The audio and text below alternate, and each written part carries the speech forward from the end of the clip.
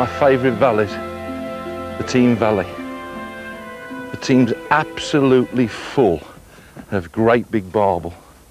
Lots of fish over 7 pounds, with quite a few fish over 10 and 11 pounds. This is a typical Teme swim. I'm not going to get too near, I don't want to frighten the fish. Overhanging trees, trees in the water, reeds, sandstone rock, quite fast flowing water, even though the river is low. And the barbel have made their way up from the River Severn and bred in here by the thousands, and most of them big. I've picked a swim farther up here. I actually picked it a couple of days ago, and I've actually been baiting the peg up. So with a bit of luck, there's going to be loads of barbel waiting for it. You'll see why I've selected this swim. It's an absolute classic.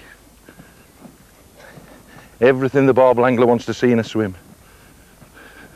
Snags, overhanging trees, a depth of water coming onto shallow water, a fantastic holding spot. Now what I'm going to do, I'm going to put my gear down here now before I make my way down to the swim. Too many anglers go down to the swim right away with the gear, and that's the first mistake with barbel. You need to look at the swim, decide where you're going to sit, and then go down onto the river. Without your gear first, I'm going to take some bait down first, then I'm going to put some bait in, and then I'll come and get the gear I want and just take the basic gear I need into the swim. And that's all. And be as quiet as possible. That's the secret. Be as quiet as possible. Let's get down to the swim. The classic barbel swim. Deep water in front of me. Just at the bottom there of the swim, as far as the eye can see, it starts to shallow up. And in that bowl, there's lots and lots of barbel. I've baited up for a couple of days, so I'm not going to put a huge amount in to start off with. I'm just going to put a little bit of hemp in, which is flavoured with the same flavour as I've got on my meat, just to get the flavour in the water, just to set the dining table. And I'm just going to put about half a dozen pouches. There's probably about 12-15 pounds of hemp gone in there over the last few days. A lot of hemp, because there's a lot of fish there. But I'm just going to, what I've done is I put sweet corn, hemp and meat, and I've flavoured it the same as my meat. The hemp and sweet corn's all flavoured the same. So what that's going to do is get the flavour in the water, and they'll be hunting for that flavour, and the meat that I'll be using will be that flavour. That's what we're going to be using today. We're going to be using big baits for big fish, hopefully. Let's get some of that back in there. Okay. We'll shoot the meat separately, because if you try to fire the hemp and the meat together, the sort of meat ends up about 100 yards past the river, and the hemp a lot shorter. There we go. It's over a large area. I don't want it that tight, because to be honest, a real tight bed of hemp in this river with so many fish, what actually happens, you have a lot of line bites, there's a lot of fish together, and when there's a lot of fish together, all you end up doing is having a lot of line bites, and line bites, you strike at line bites, you have a lot of foul hook fish. So I'm just putting the flavour in the water. There we go. I'll put another 3 in. Some farther up. There you go. If I want it tight, when I'm fishing for fewer fish in a smaller hole, what I'll actually do is get some tin foil, and in the tin foil I'll then put a clump of hemp, wrap it up in the tin foil, and then freeze it. And then when it's froze, just get it out the freezer, take it out the tin foil, throw it in the swim, and actually the frozen hemp takes on the water, sinks, opens out on the bottom, de-ices, and away you go. Very tight hemp, but I don't want that today. That's why I've bought no frozen hemp. The type of rod that I'm going to use today is the Taylor all-rounder. It's got two tips, two top tips, both for different types of fishing, and I'll explain those now. What I've got is a 12-foot rod, short butt, and then I've got two tops. One is a quiver tip type top that I use for casters and maggot fishing and feeder fishing, which is a spliced in tip. I usually use that on the bottom end of the Severn or down the bottom reaches of the River Teme. But the tip that I'm going to be using today is a much heavier tip.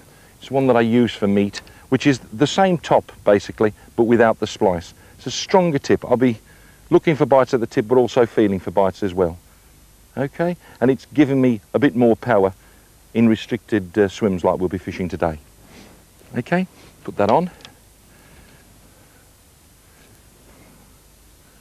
Line that up.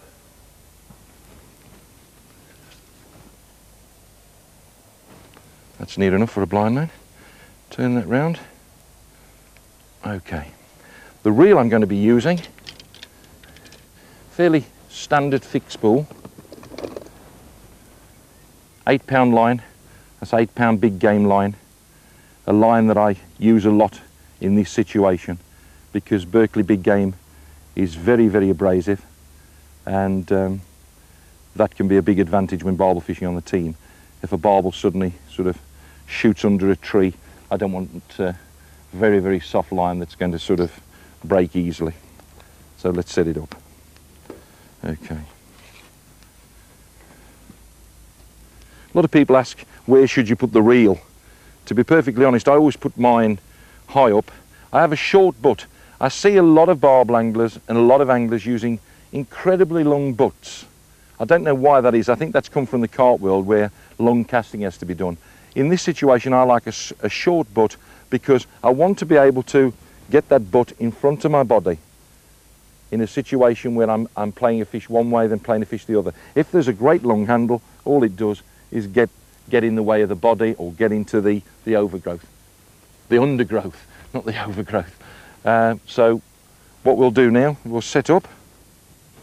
Now what you've got in this rod is actually quite a through action, as you can see, but quite a powerful rod.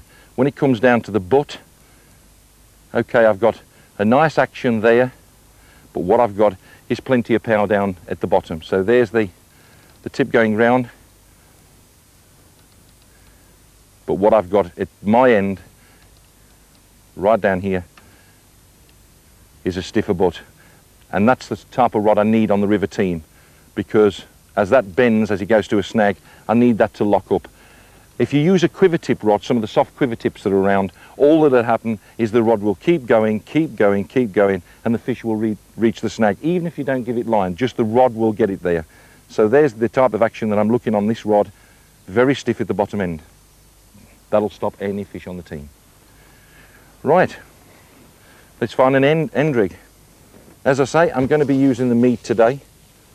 There's my meat. All the various types of meat. I've got, this is a spice meat. This is Vandenheim's spice meat. It's been coloured brown and it's flavoured with spice. I've got another one here that's flavoured strawberry. This is standard off the shelf stuff. Then I've got my own, which I flavour, and I've got this one that's F, that's floral, that's Braddock's floral, and this one should have an S with a bit of luck. Yep, the wife got the right stuff out of the freezer. This is the spice, okay? And that's just some sweet corn. That's actually Tutti Frutti sweet corn. It's just a change bait. I haven't put any of that in the swim. I haven't baited up with it. Just if things get hard, a change bait, something right out the blue, can actually catch you some fish. Okay, what I do with the meat, it's fairly easy to do.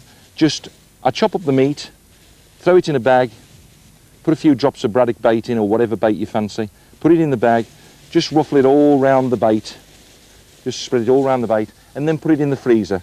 Put it in the freezer for a couple of days, and what actually happens then, as it freezes, it pulls the bait in. Pulls the flavour in. That's very, very important. A lot of people just put the flavour on, and then what happens is just the flavour's on the outside of the meat. What you need it to be is actually right the way through the meat. And actually when you freeze it, that's what it does. So let's find a rig. All my rigs are tied up. If it's cold or raining or things like that, I don't want to be tying rigs up. So what I've got is I've got my rigs tied up already. There's all sorts of rigs there. There's a hair rig, a common hair rig that's used a lot in the cart world, which I shan't be using today to start off with. On my hair rigs, what I actually do, if you notice on the hair rig, what I've got is I tie a small ring. You see that small Drennan ring? And then what I can actually do is pull that through the meat, and as I pull it through the meat, I then put a small stop in there, whether it be a small little piece of twig or whatever. Spaghetti stick is good as well. And I just put that through and that holds it perfect. But what I'm going to use today, because the water's snaggy, one of the things with a hair rig, which means that the bait is on the hair and the hook is completely free, it catches the bottom a lot easier. I tend to use hair rigs on clearer swims. What I'm going to be using today is a standard, just a hook on the end of a piece of braid. The braid that I'm using is silkworm, and just a carp hook. That one's I think a partridge, but any sort of carp hook that's a strong carp hook that you've got your confidence in. That's 8-pound silkworm. There's the swivel. I always tend to use the round eye swivels. A lot of people use the diamond eye, and the knot strength is not anywhere near as good as on a round eye. For some reason, I think because the diamond eye pulls the line a lot closer together and actually makes it weaker on the knot. So there's a round Berkeley swivel. That's about the length I use, about a foot, 14 inches, that's standard. Sometimes I shorten it, sometimes I make it longer. Just try different things. Okay, that's that. I'm going to use a very small lead today. A very small lead. Let's just have a look which one. We'll try that for the starter. Try that for starters. A bead, a rubber bead. These are smashing things, these rubber beads. You can just actually push them over the swivel. I rarely use a plastic bead now, I use rubber beads. Very simple rig, I'm doing nothing sort of special. I see all sorts of Christmas tree rigs, and you know, I have a job working them out. I catch so many barbel on just simple rigs. Just a plain lead on the line, then the bead on, and then I usually tie a grinner knot. This is one of the most important things, and remember that when you're tying a knot, take it very, very slowly. 4, 5, 5-turn grinner. Pull it down very, very slowly. Don't rush knots. This is the thing that all of it relies on. After all the gear that you've bought, thousands of pounds worth of gear, it's all reliant on this one knot. Wet it, down slowly, pull it down, no rush. There you go, that's a secure knot. That's going to land anything in the river. Any spare line, remember to take it home. There you go. There's that bead. I don't cut it close. I just put it there and then I push the bead over. It protects the knot, and that's perfect. Then the lead comes down onto that, like so, and away you go. Dead simple rig. Now, with that, I'm going to put that straight into the meat, which I'll show you in the swim, and that will cover the hook completely, which will make it virtually snag-proof. As I say, on the hair rig, with the hook bare, what you do in this situation, you catch the bottom a lot, and also if you're casting near trees with a bare hook, it just catches up on the tree, where if the hook is covered with meat, then you can actually hit the branches sometimes and it just pull it off because the hook isn't bare. There are a lot of different kinds of rod rests. I've got one here that I use for feeder fishing, which we'll be using later on the River Severn, and that's for striking uphill. But what I tend to use in this situation is I tend to go for one of the Drennan rod rests, and that's the type of rod rest that I'll be using today. Just sit it on there. What I do tend to do is these things, you can tighten them up by the screw, but they go very, very loose. I don't want any adjustment in it. What I do is just simply super glue it, and then it's fixed. What tends to happen, they loosen and they fall down. What I do is just tend to glue it. So there you go. I'm doing all this on top of the bank, well away from the swim. Too many anglers get down in the swim, set all the gear up there, all the crash bang wallops, dropping of things, and that frightens the fish. At this moment in time, I put bait in the swim. Those fish are hopefully eating the bait. I'm setting up. I'm frightening no fish at all there, quietly getting confident in the swim. I've got all the time in the world to set this up. The longer it takes, the better. I like to spend about half an hour before I get into the swim. We're probably on sort of 3/4 of an hour now since I put the bait in, so they're about ready to catch. Let's go down in the swim. Slowly but surely I'll get all the gear in the swim, and then we can actually start fishing. I've got my swim nicely laid out, comfortable. That's one of the main things. I haven't got to get up and start messing around on the bank. I can be nice and quiet, do everything I want to do without frightening the fish. If you notice the landing net handle, it's a long handle, and that's especially for the Teme, because the Teme has very, very steep banks and a short handle. A lot of specialist anglers only use 6-foot handles, and on the Teme you can be in a great deal of trouble with that. So make sure you've got a 10 or 12-foot handle. Okay, let's put the meat on. What I tend to do with this is, there you go, I'm just breaking off a bit of meat. Now what I do with this is, because I'm not using a hair rig, I use soft meat, because I'm going to actually put the hook straight into the meat, and I want it to pull out fairly easily. With the tough meat, the Van den Hine strawberry or the Van den Hine spice, you can actually side hook it, just hook it like that, and it's so tough that it actually holds like that. But as I said, in this river, I try to bury the hook. Okay, so what I'm going to do is I'm going to push it straight the way in there, straight the way in. All right. Twist it, and that's it. The hook is completely covered, so you can't get any snags. What I've got is I've got a shallower shelf over the far side, then a deeper run down the centre. What I'm going to try and do is I'm going to try and get it over the far side, drop it into the gully, and get it as far down there as possible in amongst these trees. So it's quite a difficult cast. Most of the best swims on the River Teme are. But we'll try and get it over there. Perfect, absolutely perfect. Down it goes. Now what I'll tend to do is, when it's holding bottom, which it is now, I can lift the rod like so and let the meat and the small bomb trundle round the swim. And that's what I'll be doing. Every few minutes I'll just lift the rod and let the bait trundle round. Okay?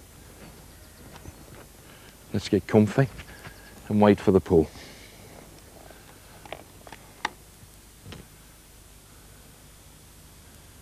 Now what I'm going to do next is, I always play, in most situations, barbel on the clutch. And what I'm going to do is now set this clutch.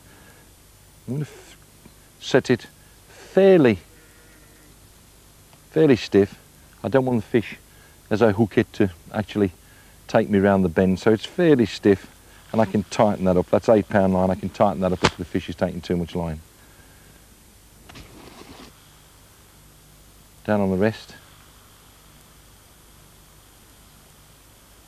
That's settled nicely in the peg. As I say, just lift up, let it trundle round. Sometimes that can make all the difference. Make all the difference. The bait is stationary, the fish is looking at the bait, and suddenly you just move the bait and bang, he's got it. That can make the difference in a barbel taking the bait. I've watched them in very shallow water sometimes. They can actually sit by the bait for 5 and 10 minutes and they don't take the bait. But that just slight movement like that can make the difference, in that I think it's like a cat. He thinks it's going to move and Bang, he's got it.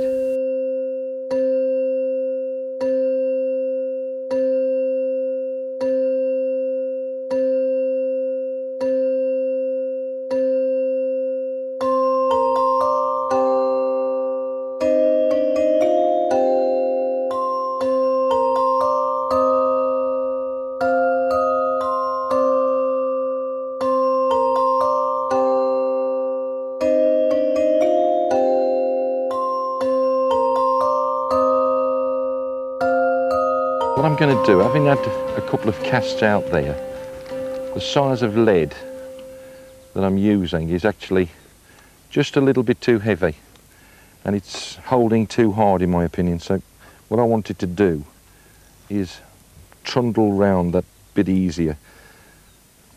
Too often you can use a lead that's too heavy, and so what I'm going to do is I'm going to change from that size lead there. I'm going down to probably less than half that. So what I've got is a more balanced setup. In other words, that'll trundle around the swim a lot easier than this one. That's tending to sort of stop on the bottom. So I'm going to put that one on and get it to trundle round that much better. Sometimes I use swan shot, sometimes a little lead like this.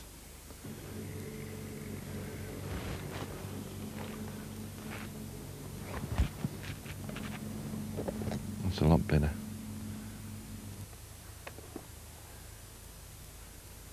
Just sit there, waiting for the tip. And there's a couple of trains of thoughts on when to hit a barbel. Now if you look at the tip of my rod, what I'll do is pull the line. Because a lot of the time, if you look at the tip now, things like this will happen. Now a lot of people think that's a good bite.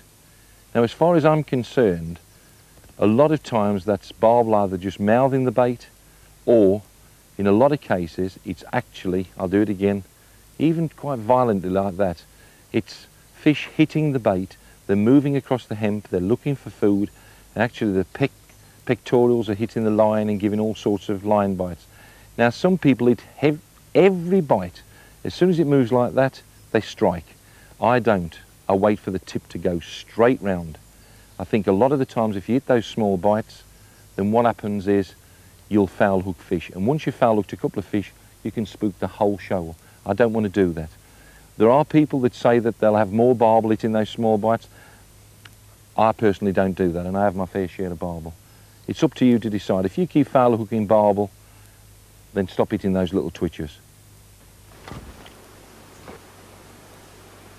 That's a barbel. That's a barbel. First fish of the day. Come on, my beauty. Come on. Come on, my beauty. A cracking bite. Cracking bite. I've just changed the rig slightly. I've just changed the rig slightly so it rolls round even more. Just change it into backwind. I sometimes change into backwind when fish are close in. It's not a big fish, but it'll do us. It'll do us for the first fish. Look at the strength of these barbel. Oh, it's a nice fish, it'll do us. It'll do us for the first fish. There you go. Oh, lovely. What a tremendous fish. Look at that. This is where the long net comes in useful. If you, that shallow watering close, if you've got a short net, you wouldn't be able to get it too close.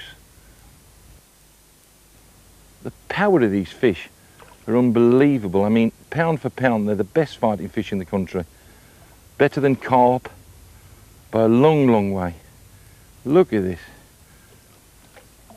Nearly ready. Here she comes, she's not far away now. Oh, typical barbel. Whoa, and there we go.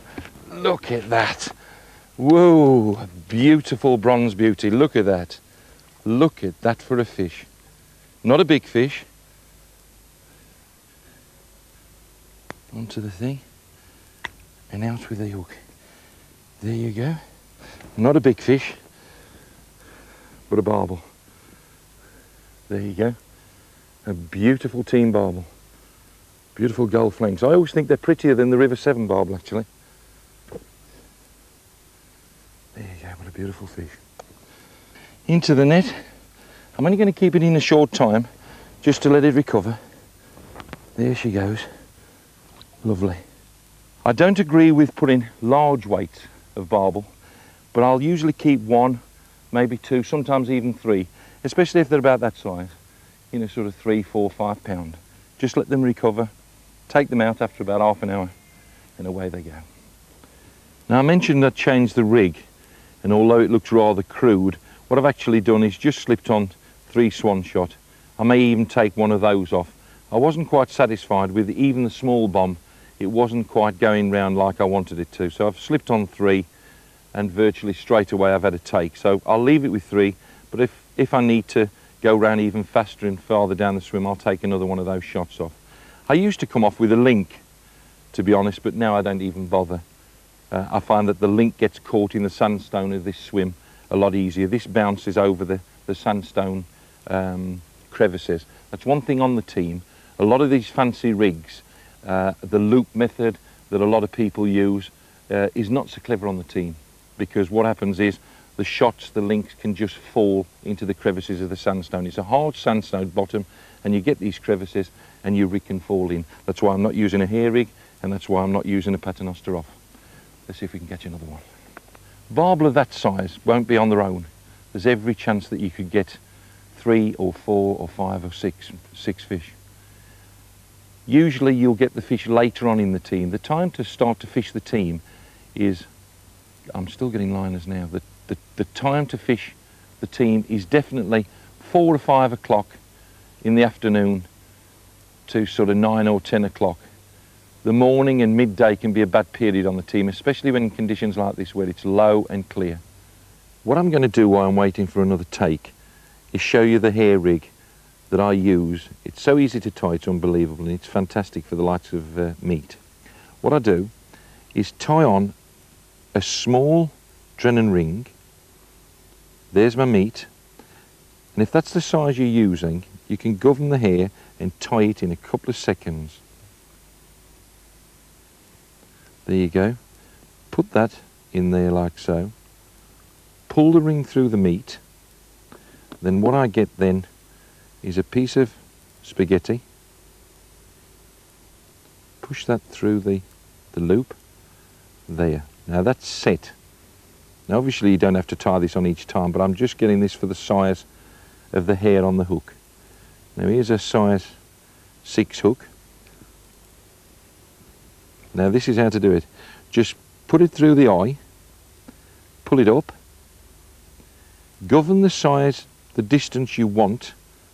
It can be any distance, look. About there's perfect. Now all you need to do now is come down the shank like so. Watch, I'm just coming down the shank about 8 turns. There you go. Down the shank like so. And then put it through the eye again. Like so. And that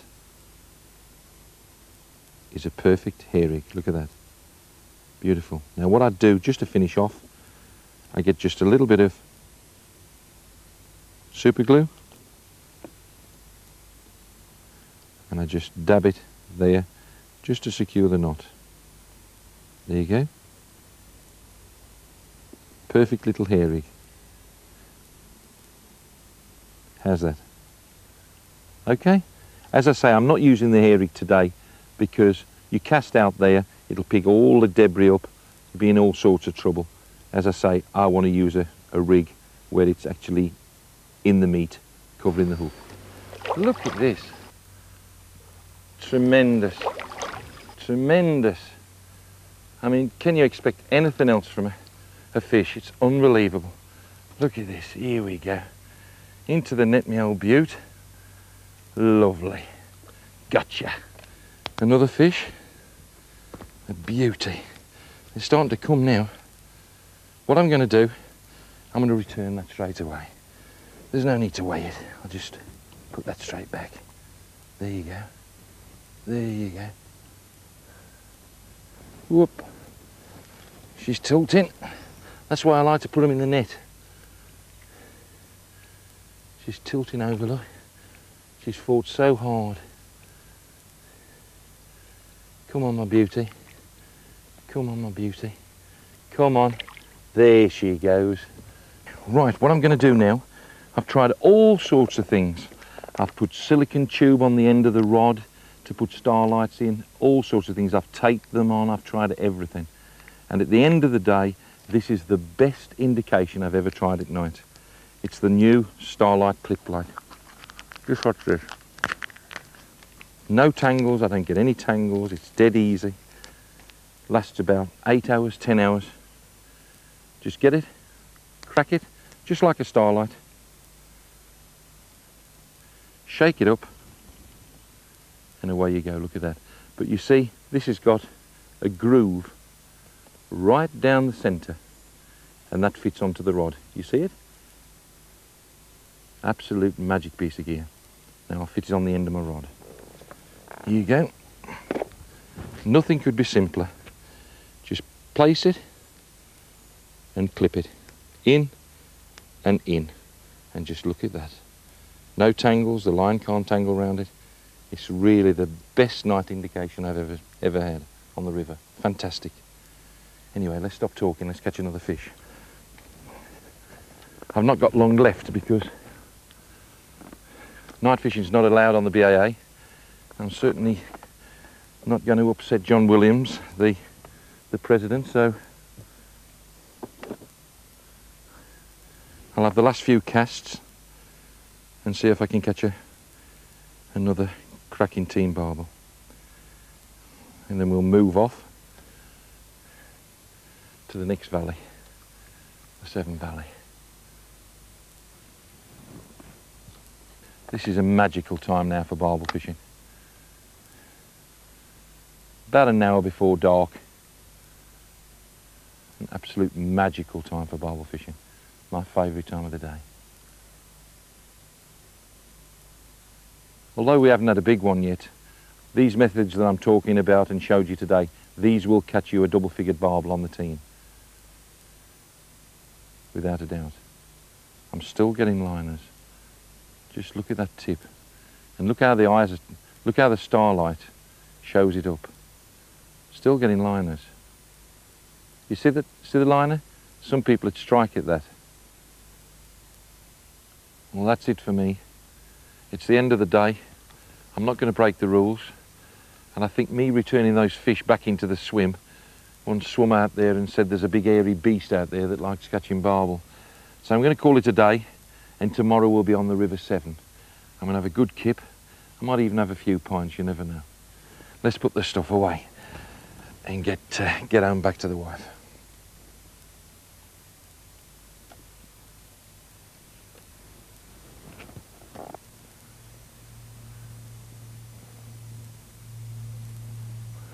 Right, here we are on the banks of the River Severn. But before we go down onto the river itself to fish for the barbel, and I've just been down, I've just put some bait in, and the barbel are actually turning in the swim. When we get there, hopefully you'll be able to see them. Bronze beauties just turning in the swim, absolutely fantastic. As I say, before we go down there, I'd just like to take you up to a very famous reservoir right on the banks of the river. What happens is the water is pumped from the river into the reservoir, and then over to Birmingham and to the local houses for their water. But as that water was pumped in, have a guess what happened? They pulled the barbel fry in as well, and barbel have grown up to 7 or 8 pound in there. Let's just have a little look at it. We're about here. As I say, the water comes in, then feeds the various areas around with their tap water. And what we've got here, we're just here on the Severn. We're just going to walk up the bank, and just for a couple of minutes I'll just show you this very, very famous still water barbel venue. We're not going to fish it. If you ever fancy fishing it, it's dead easy to join, Trimpley Anglers. I think it's about 30 or 40 quid a year. Let's go and have a look at it.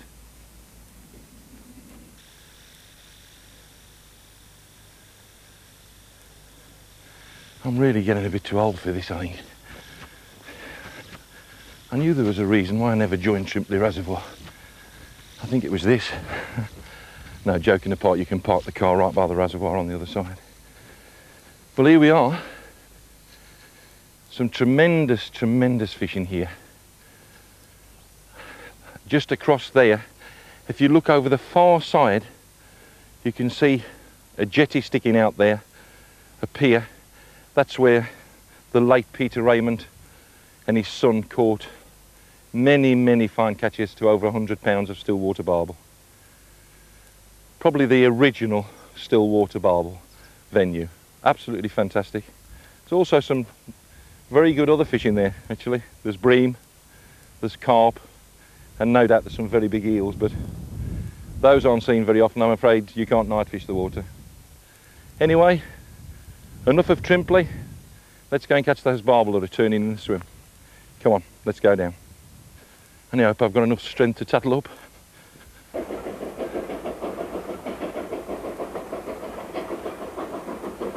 That's the old Severn Valley Railway, famous Severn Valley Railway. Thousands and thousands of holidaymakers make the trip over the Severn. Bit of English history.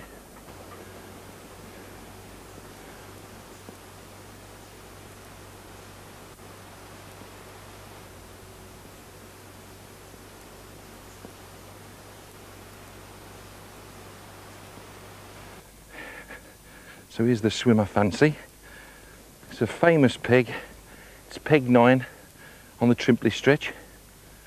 And I'll tell you why it's such a fantastic peg. There's some lads over there.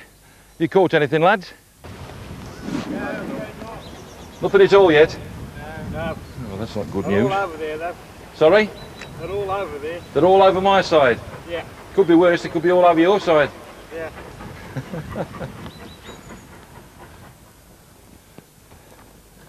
Right. Let's get the gear down. Right. Let's have a look at this swim.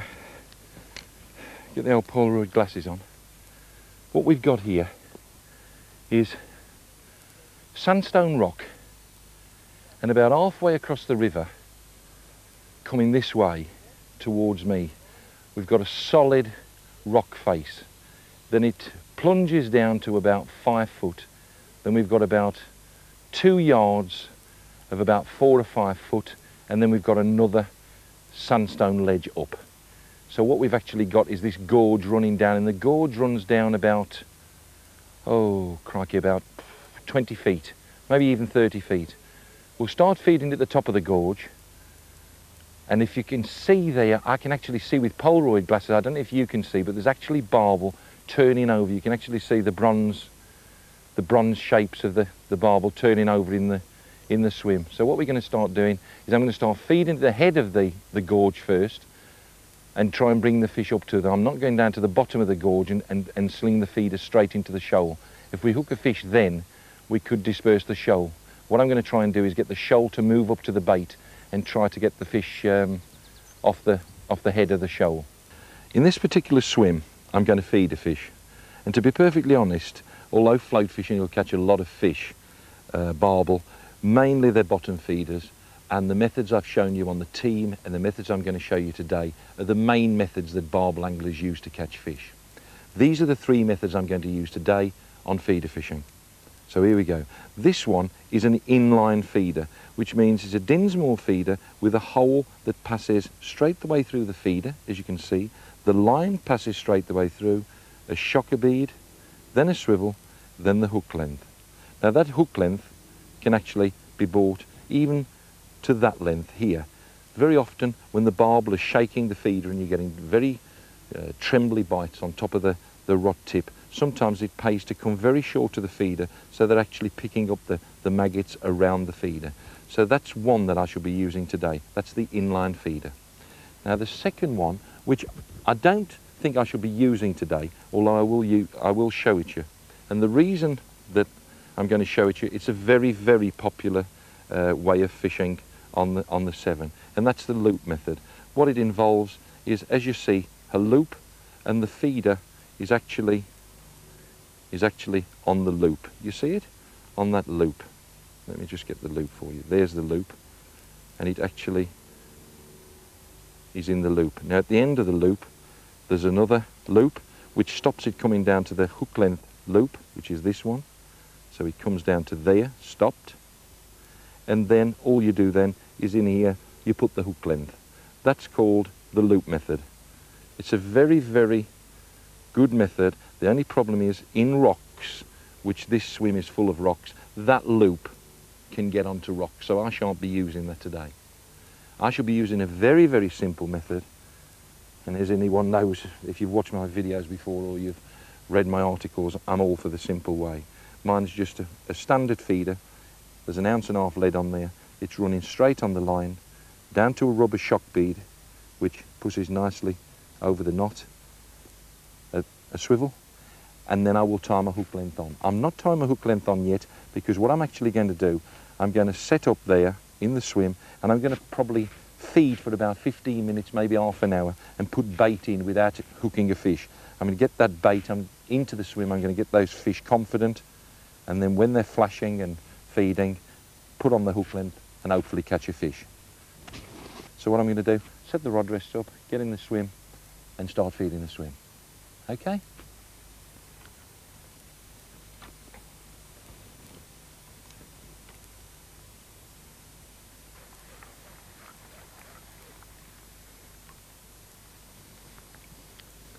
Right, let's show you the layout of the swim.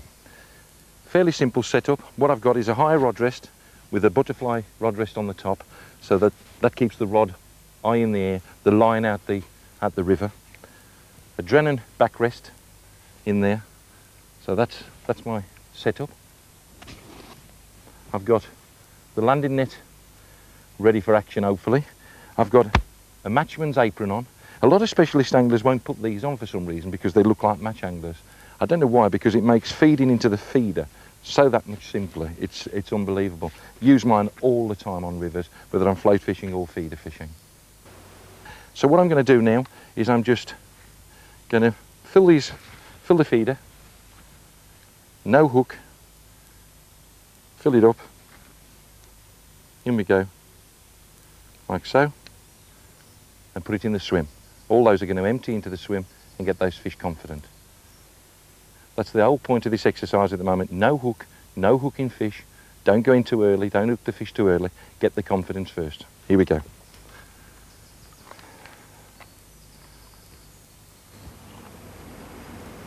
Straight into the gorge.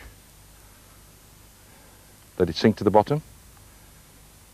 Empty the maggots out. Wait about 10 seconds. I'm actually having knocks. Would you believe I'm actually having knocks on the feeder? And there's no hook there. I'm actually having bites. That just goes to prove how many times you can be striking when you think you've had a bite and you're not having a bite at all. Those barbel are coming up to the feeder and actually pulling the bait out the feeder. I'm actually having takes now.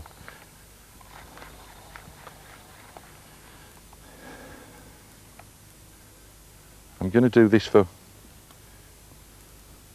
20 minutes or so. I'm going to sort of put probably a pint of bait in there. The amount of people that bring 2 pints of bait to catch some barbel all day, it's impossible. I'll put that in before I start. If you want to catch a barbel, they're very, very greedy fish.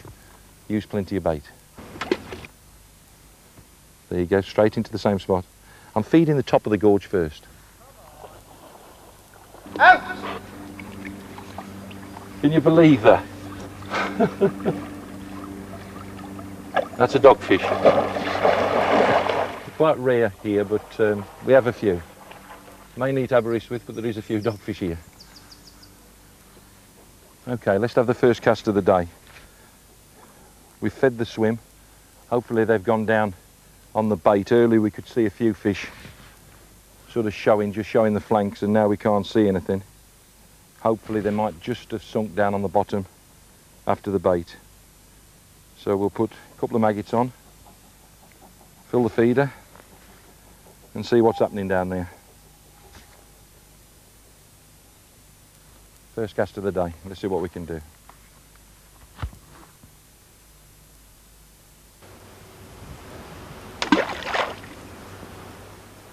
Into the gorge.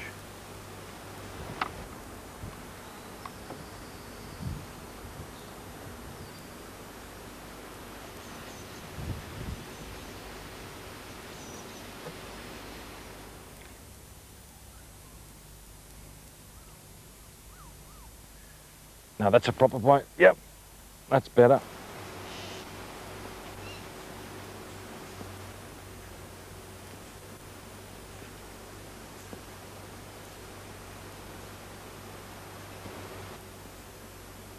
This will do for me. Never underestimate a barbel. One of the points that I always say to people, that you go to net them too early and look at that, turn over and bang, you can lose the fish. He's not ready. Not far off. Whoa. There you go, wrong again. Let's see if we can get his nose up this time. No chance.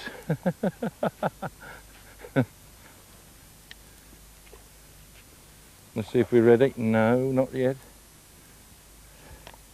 Maybe this time. Maybe this time. Maybe this time. There you go. Sweet as a nut. Lovely. Not so big. Look at that. Thin, perfect. Absolutely fabulous.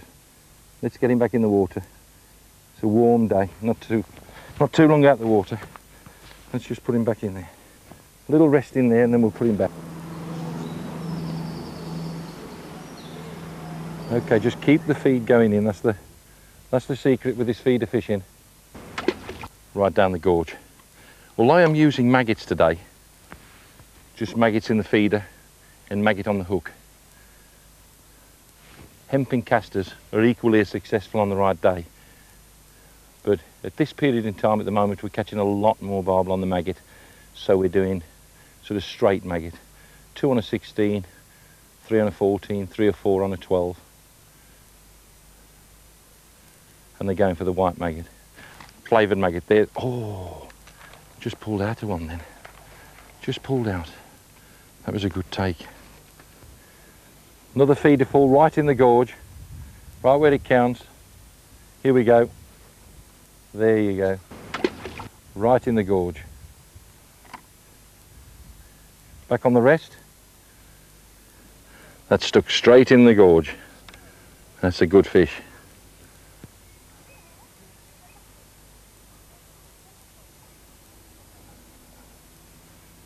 Good fish. Straight out into the current now, look at that. Straight out into the current. Tremendous scrappers. Tremendous fish. Here we go. I don't think you'll be far away this time. Come on, my old girl.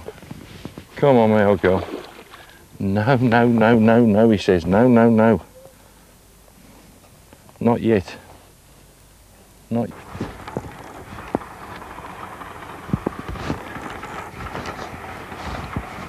Come on, girl.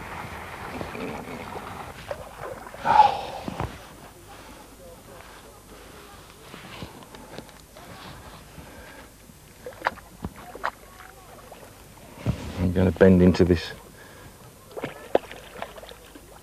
There she goes. There she blows.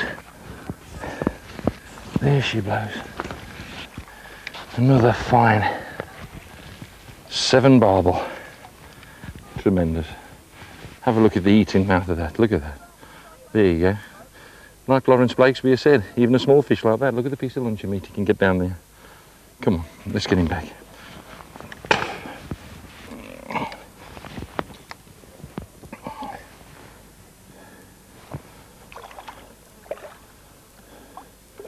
Away. As you notice, we're using light lines, we're using small hooks, 14s, 16s, but we're having no trouble with these fish. And Midland anglers, like myself, have been using these small hooks for good fish, well into double figures for a few years now. It's just a matter of balance, Tattle.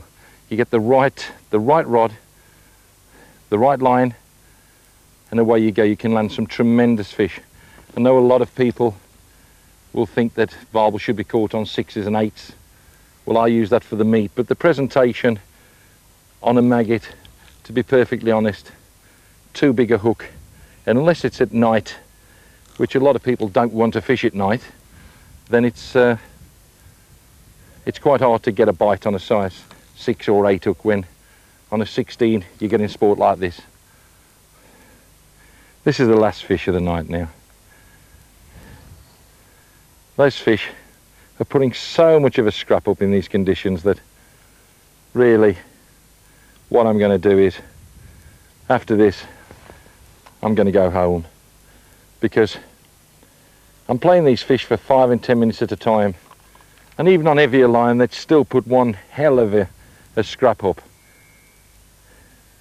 And with the water temperature so high, I think it's best to call it a day, for probably me and the fish. Because to be honest, when it's this hot, a nice pint of lager would do good. Oh.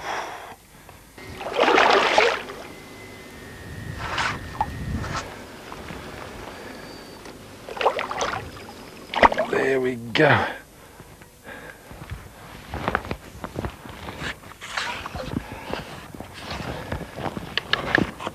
Another absolutely smashing fish. That's took it well down.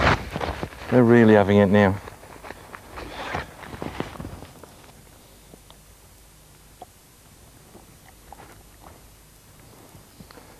Okay. These fish are finding it hard to recover. They're bonny fish, and it's a shame to leave them when I'm catching so many fish. But to be perfectly honest, they're struggling so much to be returned. What I'm going to do is make that the last fish of the day. I'm going to put that back. Come on, my old beaut. Don't let me down. Don't let me down. Come on. Go on. Get back home. Back home. Come on. There you go. Out there to fight another day. Well, hope you've enjoyed your time on the Teme and the River Severn. Both rivers are full of fish. Get yourself down here and catch a few. They're just absolutely queuing up to be caught. Have a great time like I did. See you soon.